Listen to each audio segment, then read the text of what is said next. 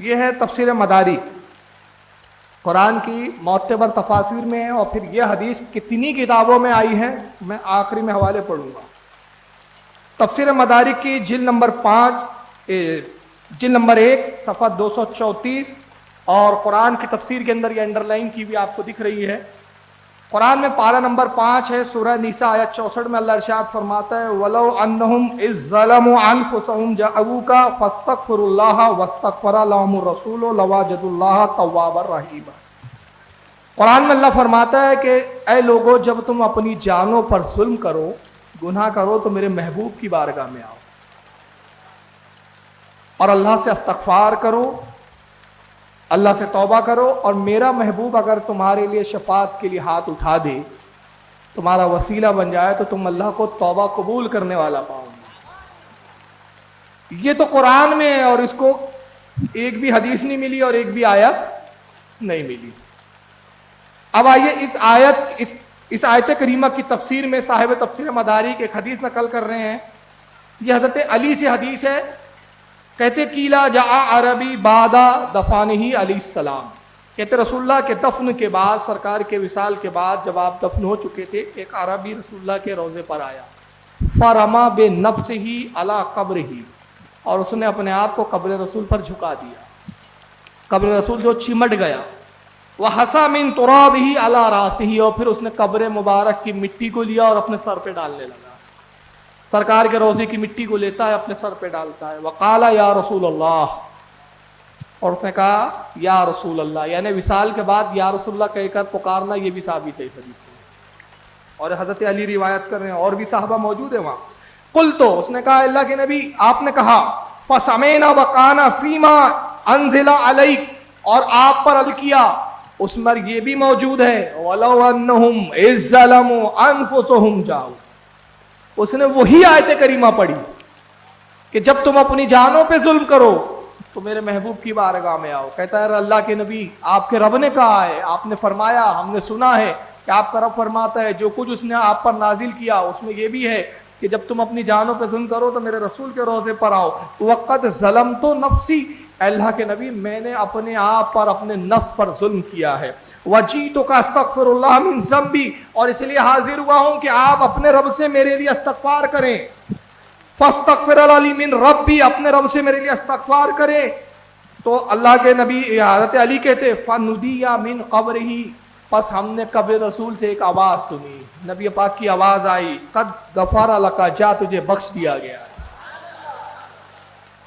نبی کی حیات بھی ثابت ہو گئی، جو مر گیا ہم اس کو رسپیکٹ کرتے ہیں، جو مر گیا رسپیکٹ کرتے ہیں۔ ابے جاہل، وہ مرے نہیں ہیں، باخدا واللہ وہ زندہ ہے، وہ زندہ ہے، تو زندہ ہے واللہ، تو زندہ ہے واللہ، میرے چشم عالم سے چھپ جانے والے۔ جو اپنے نبی کو مردہ کہے اس کا ایمان خود مردہ ہو چکا ہے۔ اب اس نے کہا ایک بھی حدیث کی کتاب میں نہیں ملا، مجھے پتہ نہیں کون سی حدیث کی کتاب پڑھا تم نے۔ اب سنی حوالے ذرا دیکھیں گنے، میں نے پہلا ایک حوالہ دیا تفسیر مدارک جلد نمبر 1 صفحہ 234 سورہ نساء آیت 64، تفسیر قرطبی، امام قرطبی نے جلد 5 صفحہ 265 پر اسی حدیث۔ بسم اللہ الرحمن الرحیم، نحمدہ ونصلی علی رسولہ الکریم، اعوذ باللہ من الشیطان الرجیم، بسم اللہ الرحمن الرحیم، وَلَوْ أَنَّهُمْ إِذْ ظَلَمُوا أَنفُسَهُمْ، انہوں نے آیت غلط پڑھا ہے، انفسہم پڑھا ہے، انفسہم جاءوک فاستغفروا اللہ واستغفر لهم الرسول لوجدوا اللہ توابا رحیما۔ یہ آیت ہے، اس آیت کو پیش کرنے کا جو مقصود ان کا ہے وہ یہ ہے کہ ایک تو رسول گرامی صلی اللہ علیہ وآلہ وسلم کا آپ کی وفات کے بعد وسیلہ پکڑ سکتے ہیں، اور اسی طریقے سے رسول گرامی صلی اللہ علیہ وآلہ وسلم کو آپ کی قبر پہ جا کر یا دوسری جگہوں پر بھی رہ کر کے آپ صلی اللہ علیہ وآلہ وسلم کو مدد کے لیے، کسی ضرورت کے لیے، حاجت کے لیے پکارا جا سکتا ہے۔ تو اس طریقے سے گویا جو پکارنا ہے، جو ایک عبادت ہے، وہ دعا، وہ پکارنا انہوں نے اللہ کے علاوہ کے لیے بھی ثابت کیا، اور آیت یہ پیش کی کہ وَلَوْ أَنَّهُمْ إِذْ ظَلَمُوا أَنفُسَهُمْ جَاءُوكَ، کہ جب انہوں نے اپنی جانوں پر ظلم کیا تھا، جاؤکا تو تیرے پاس آ جاتے، یعنی رسول کے پاس، فاستغفر اللہ، تو وہ لوگ اللہ سے استغفار کرتے، توبہ کرتے، واستغفر لهم الرسول، اور ان کے لیے رسول توبہ کرتے، استغفار کرتے، لوجد اللہ توابا رحیما، تو وہ لوگ اللہ کو توبہ قبول کرنے والا، مہربان پاتے ہیں۔ تو اس میں یہ کہنا ان کا ہے، اس میں ہے جاؤ کا، اگر تیرے پاس آتے، تو اب رسول گرامی صلی اللہ علیہ وآلہ وسلم کے پاس جو ہے، یعنی آپ کی قبر پہ جا کر کے اور رسول گرامی صلی اللہ علیہ وسلم کو آواز دے کر کے، بلا کر کے اپنی ضرورت، اپنی حاجت پوری کی جا سکتی ہے اور حاجت روائی کی جا سکتی ہے۔ یہ ان کا اس سے وجہ استدلال ہے، اور اسی سے متعلق انہوں نے تفسیر مدارک التنزیل کے حوالے سے جو علامہ نصفی کی تفسیر ہے، ایک روایت بھی پیش کی ہے، اور آخر میں کہا ہے کہ صاحب یہ روایت تو فلاں فلاں اور فلاں جگہ موجود ہے، اور میں نے جہاں ویڈیو بند رکوائی ہے اس سے آگے انہوں نے کہا ہے کہ تقریباً 16 حوالے انہوں نے دیے ہیں، کچھ حدیث کی کتابوں کے، کچھ عام کتابوں کے، اور کچھ تفسیر کی کتابوں کے۔ کہا دیکھیے یہ 16 جگہوں پر یہ روایت موجود۔ یہ جو مرکزی گفتگو ہے اس کا ہم نے خلاصہ پیش کیا ہے۔ اچھا، ضمناً ایک بات یہ عرض کر دوں کہ انہوں نے، میں پہلے مجھے اندازہ نہیں تھا، لیکن اس بار جو میں نے سنا ان کو، تو کثرت سے انہوں نے اعراب میں غلطیاں کی ہیں، قرآن کی آیت میں غلطی کی ہے، روایت میں غلطی کی ہے، جو بھی عربی عبارت انہوں نے پڑھی ہے اس میں غلطی کی ہے، اور اس بری طرح غلطی کی ہے کہ مجھے ایسا اندازہ ہو رہا ہے کہ یہ عالم نہیں ہے، یہ ہرگز عالم نہیں ہے، کچھ اور ہے۔ لیکن اللہ عالم حقیقت کیا ہے، مگر الفاظ جس طرح سے انہوں نے ادا کیے ہیں، ٹوٹ کر کے الفاظ جس طرح ان کے ادا ہو رہے ہیں، اور پھر جو اعراب کی جو غلطیاں انہوں نے معروف اس میں کی ہیں، اس سے اندازہ ہوتا ہے عالم نہیں ہے۔ اگر یہ متحقق ہو جاتا ہے تو انشاءاللہ ان کی ویڈیو کا جواب تو اب ہم لوگ آئندہ شاید نہ دیں، اللہ ہے کہ کوئی ضرورت آن پڑے جواب دینے کی۔ بہرحال اب آئیے جواب کی طرف چلتے ہیں۔ میں نے جو ہے آیت تلاوت کر دی ہے۔ سب سے پہلے یہ بات جاننے کی ہے کہ اگر مناسب ہو اگر تو وہ یہ آیت جو ہے لگا دیں، اور یہ 60 سے 64 نمبر آیت تک کا میں مفہوم بھی پیش کروں گا، اگر آسانی ہو چلانے میں تو بھی چلا دیں گے۔ پہلی چیز تو یہ ہے کہ جو یہ آیت ہے نا، یہ آیت نمبر 64 ہے، سورہ نساء کی آیت نمبر 64، میں نے اس کا ترجمہ بھی پیش کیا۔ اب معاملہ یہ ہے کہ سلف صالحین میں سے کس نے اس آیت کا مفہوم یہ سمجھا جو یہ بتا رہے ہیں؟ صحابہ کرام میں سے کس صحابی نے اس آیت کا یہ مفہوم بیان کیا، یہ سمجھا، یا اس آیت کے پس منظر میں ایسی کوئی بات کہی جس سے یہ بات ثابت ہوتی ہو؟ انہیں پیش کرنا چاہیے۔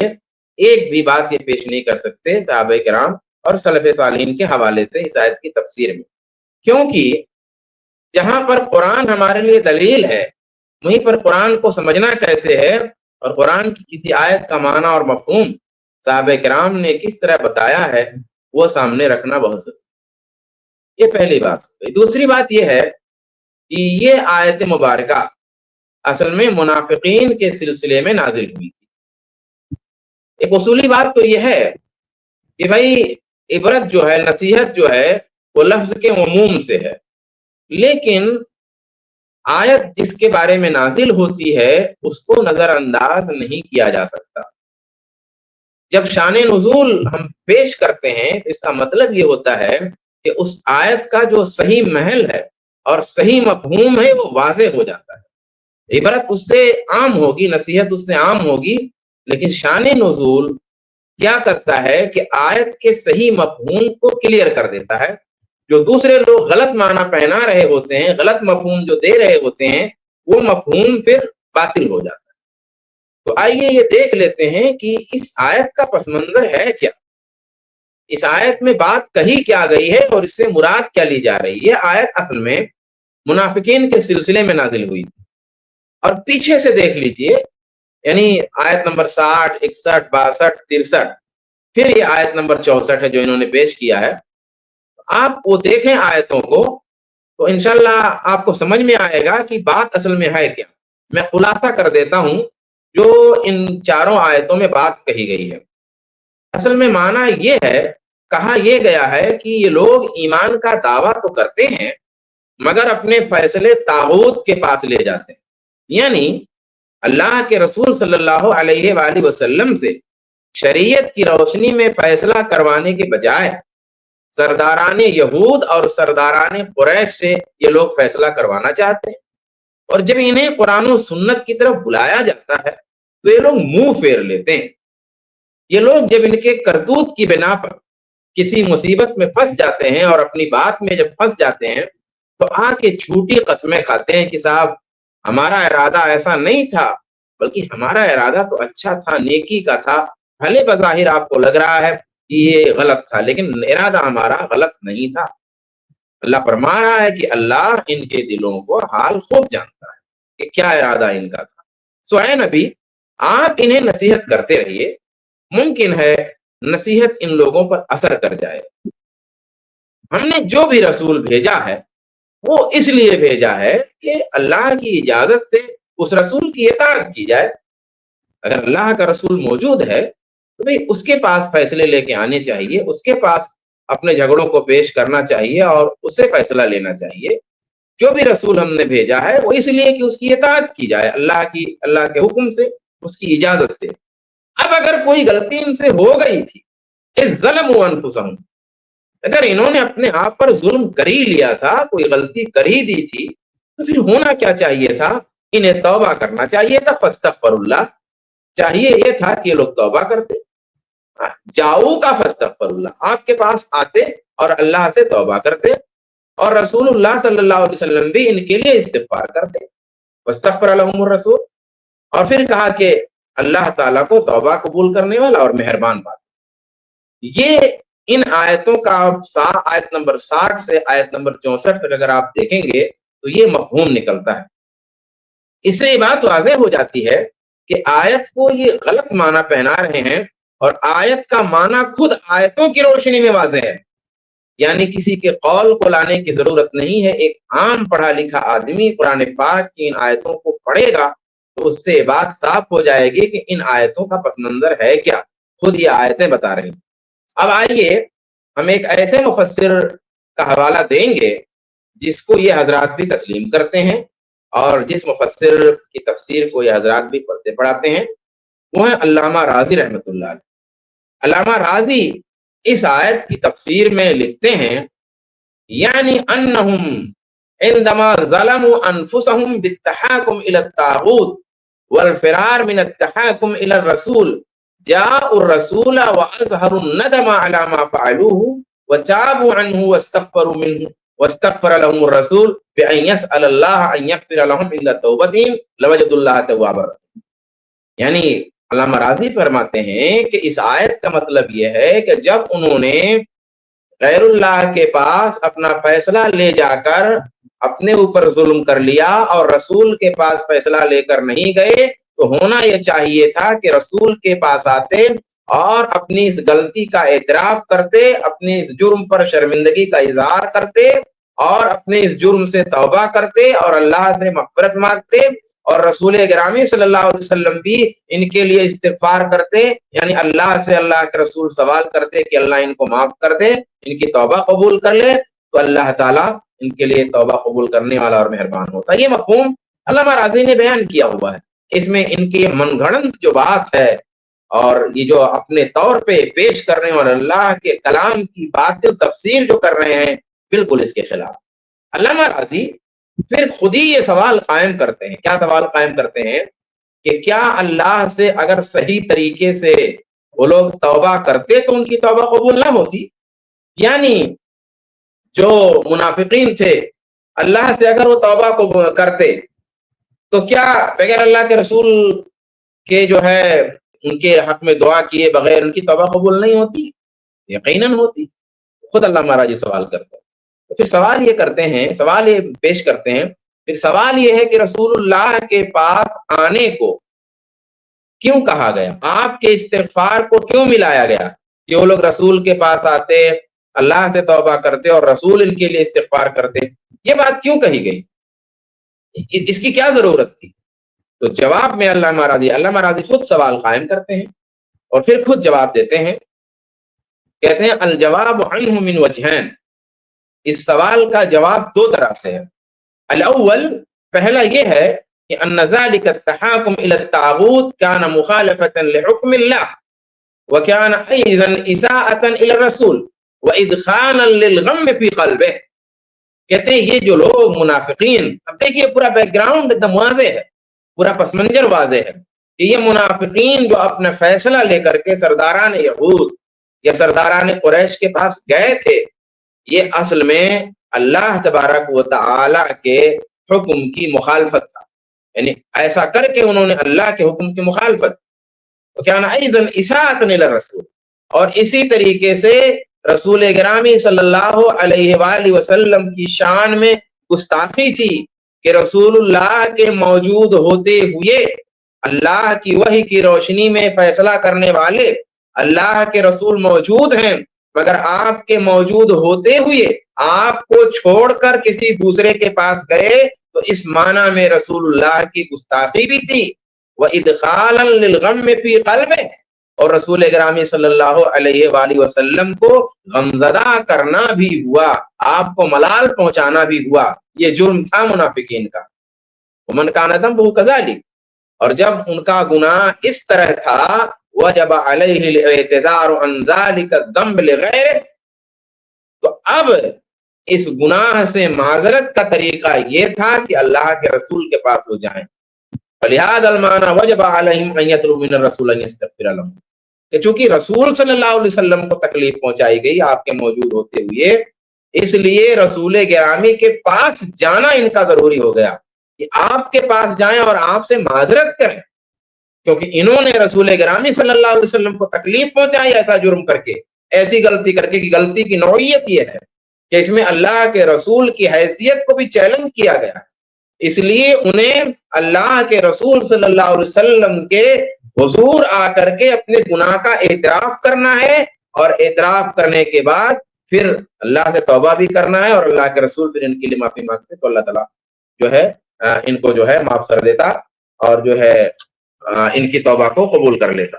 یہ جو ہے بات اس آیت میں کہی گئی ہے. اس کا ایک جواب علامہ راضی نے جو ہے دیا. دوسرا جواب یہ دیتے ہیں علامہ، فرماتے ہیں کہ الثانی ان القوم لما لم يرضوا بحكم الرسول ظهر منهم ذلك التمرد فاذا تابوا وجب عليهم ان يفعلوا ما يزيل عنهم ذلك التمرد وما ذاك الا ان يذهبوا الى الرسول ويطلبوا منه الاستغفار. وہی بات ہے کہ جب وہ لوگ اللہ کے رسول صلی اللہ علیہ وسلم کے فیصلے سے راضی نہیں ہوئی اور سرکشی گویا انہوں نے یہ سرکشی ظاہر کی، تو اب جب توبہ کا مسئلہ آیا تو ان کے اوپر یہ بات ضروری ہو گئی کہ کوئی ایسا کام کریں جس سے ان کا یہ تمرد پست پڑ جائے، ماد پڑ جائے.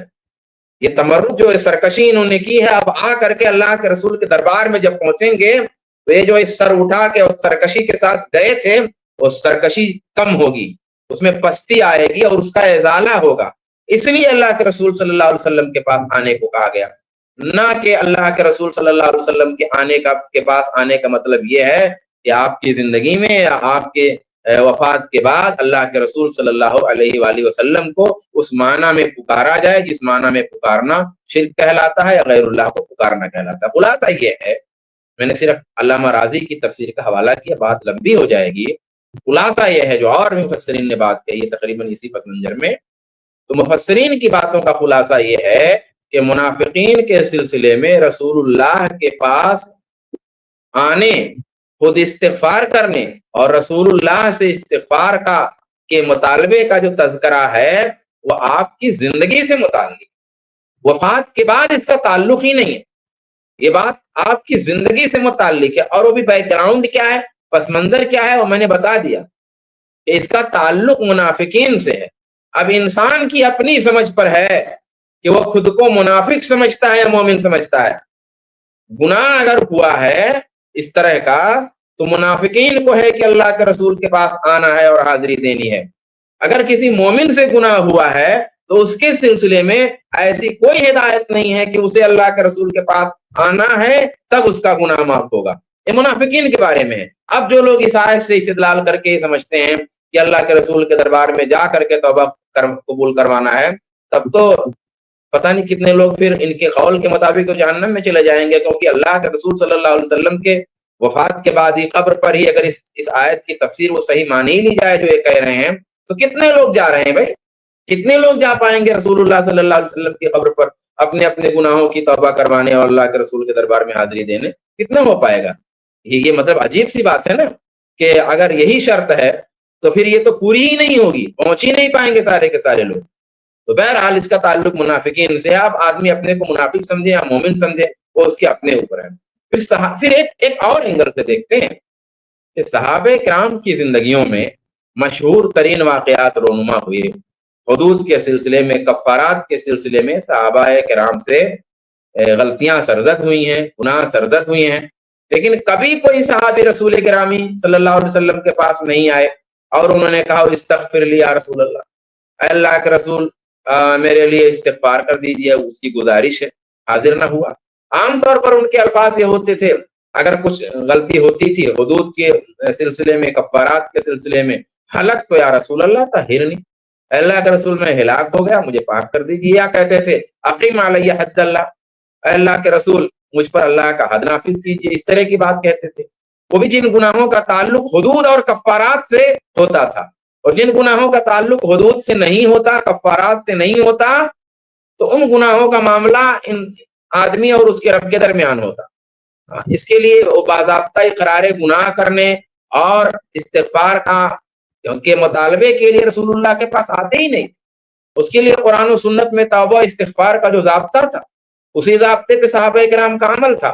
کسی سے زنا سرزد ہو گیا، کسی سے اور کوئی بڑا گناہ سرزد ہو گیا، وہ آ کر کے اگر اللہ کے رسول صلی اللہ علیہ وسلم کے دربار میں اعتراف کر رہا ہے تو کر رہا ہے، اگر مان لیجئے کسی نے نہیں اعتراف کیا تو اس کا معاملہ، اللہ کے رسول کے زمانے میں کسی نے نہیں اعتراف کیا تو اس کا معاملہ، لیکن اگر اعتراف کیا تو روایتوں میں موجود ہے حدود اور کفارات کے سلسلے میں۔ لیکن ان کے علاوہ گناہوں کے سلسلے میں تو ایسی کوئی بات ہے ہی نہیں کہ کوئی آ کر کے اس معنی میں ذکر کرے اللہ کے رسول کے پاس کہ بھئی ذکر کرتے ہیں اور اللہ کے رسول سے مطالبہ کرتے ہیں کہ آپ جو ہے اس کے لیے دعا کر دیں کہ اللہ تعالیٰ اس کی توبہ قبول کر لیں۔ وہ عام جو ضابطہ ہے توبہ کا، اسی ضابطے پہ عمل ہوتا تھا۔ اب اگر اس غلط فہمی کو درست مان لیا جائے جو صاحب نے بیان کی ہے، تو پھر ہر چھوٹی بڑی غلطی کے لیے رسول پاک کے پاس صحابہ کی آمد کو ثابت کرنا ہوگا۔ یہ روایت پیش کر رہے ہیں وفات کے بعد کی، ارے بھائی وفات کے بعد اتنا لمبا کام کیوں کرنے جا رہے ہو؟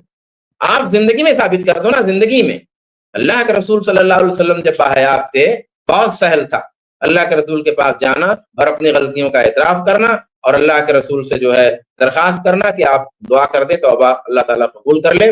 آپ بتائیے صحابہ کرام سے کہ کثرت سے صحابہ کرام جس معنی میں آپ کہہ رہے ہیں اس معنی میں صحابہ کرام اللہ کے رسول کے پاس جاتے رہے۔ اب آخر کی طرف چلتے ہیں۔ تو یہ تو آیت کی تفسیر ہو گئی اور اس کا صحیح معنی ہو گیا اور اس کا صحیح مفہوم ہو گیا، جو یہ غلط مفہوم بتا رہے ہیں اس کا رد ہو گیا۔ اب روایت جو اس حوالے سے یہ حضرت بیان کر رہے ہیں، یا اس روایت کو کے علاوہ بھی جو روایتیں بیان کی گئی ہیں وہ سب ضعیف ہیں، موضوع ہیں، منکر ہیں۔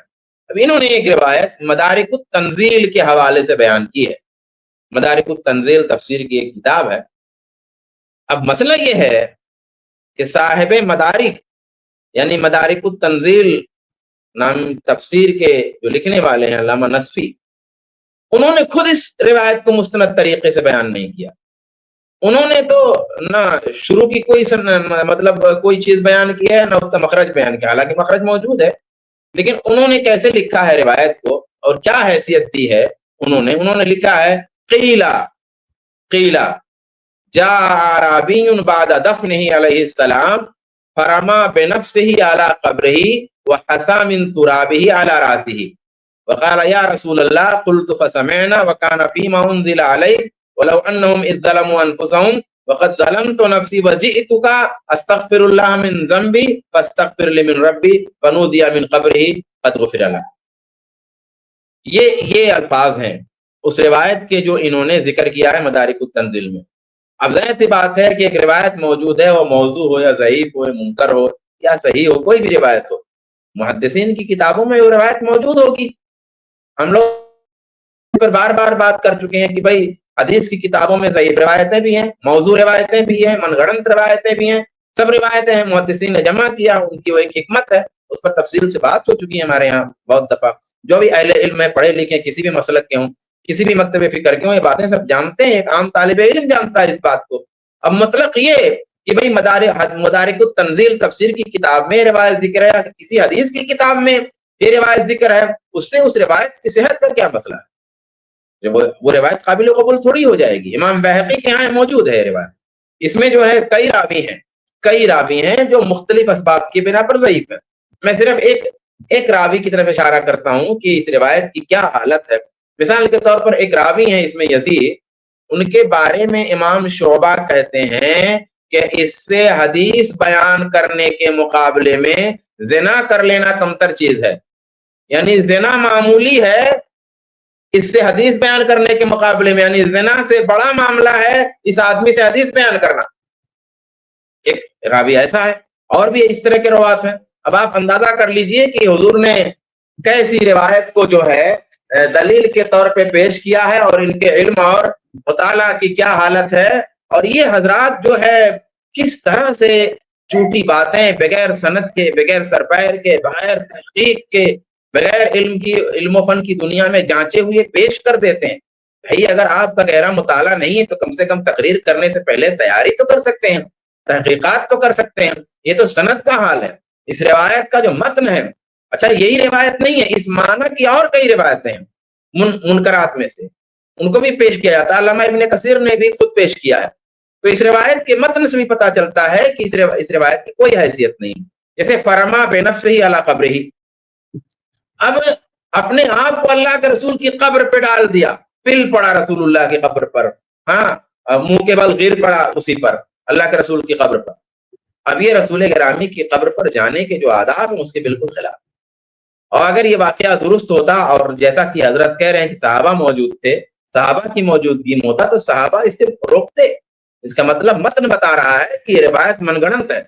اسی طرح اس روایت کے دوسرے الفاظ ہیں فجلست بہذائہ، قبر رسول کے برابر میں ہو کے بیٹھا، یہ بھی خلاف ادب ہے. اور دوسرے ان دونوں الفاظ ایک دوسرے کے خلاف. تو میں نے جیسا کہ بتایا کہ محدثین کا یا مؤلفین کا، کتاب لکھنے والوں کا یا مفسرین کا اپنی کتابوں میں، اپنی تفسیروں میں، تفاسیر میں کسی روایت کو اگر ذکر کر دینے سے کسی روایت کی صحت کے لیے دلیل نہیں ہوتی. یہ حضرت نے 16 حوالے ذکر کیے ہیں. 32 حوالے ذکر کیے جا سکتے ہیں، لیکن ان 32 حوالوں سے کیا ہوگا؟ 40 حوالے بھی ہو سکتے ہیں. زمانے سے وہ حدیث مختلف لوگوں نے نقل کی ہوگی تو 100 کتاب کے نام بھی لیے جا سکتے ہیں نا، کہ لوگوں نے اس روایت کو اپنی کتابوں میں ذکر کیا ہو. لیکن 100 کتابوں میں یا 1000 کتابوں میں کسی روایت کے لکھ دینے سے اس روایت کی اگر کوئی حقیقت نہیں ہے تو صحیح تھوڑی ہو جائے گی. ایک جھوٹی خبر اگر 50 اخبارات میں چھپ جائے تو پھر چھپ جانے سے خالی وہ خبر تھوڑی صحیح ہو جائے گی، وہ 50 میں چھپے یا 60 میں چھپے. یہی حال اس روایت کا ہے اور یہی حال ان کے حوالے کا ہے. علامہ ابن کثیر کی طرف جیسا کہ میں نے اشارہ کیا کہ انہوں نے خود بھی اسی معنی کی ایک دوسری روایت بیان کی ہے اور کئی لوگوں کے حوالے سے بیان کی ہے. تو کسی روایت کے محض ذکر سے وہ قابل استدلال روایت نہیں ہو جاتی.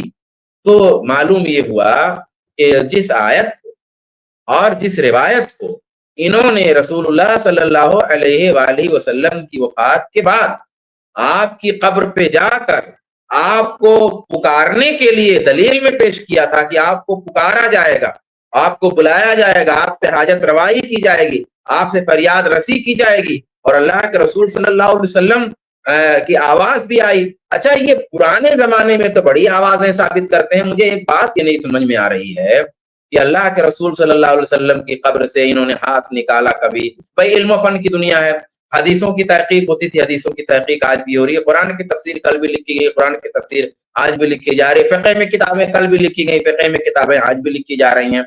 اور بہت سارے کام جو پہلے ہو رہے تھے وہ آج بھی ہو رہے ہیں. لیکن ایک بات مجھے نہیں سمجھ میں آ رہی ہے کہ ماضی میں تو اللہ کے رسول کے جو ہے قبر سے ہاتھ بھی نکل گیا، اللہ کے رسول کی قبر سے آواز بھی نکل گئی، اللہ کے رسول کی قبر سے آواز آئی اور بلایا گیا، یہ سب ہوا، یہ سب ہوتا رہا. آج کیوں نہیں ہوتا ہے؟ کبھی آج کیوں نہیں ہوتا ہے؟ علی پھر ہاں یہ ہوگا، یہ جو ہے صدی جب ختم ہو جائے گی یا یہ نسل جب ختم ہو جائے گی، دوسری نسل آئے گی تو ہو سکتا ہے کوئی جھوٹی بات اس زمانے کے حوالے سے یہ لوگ پیش کرتے رہیں.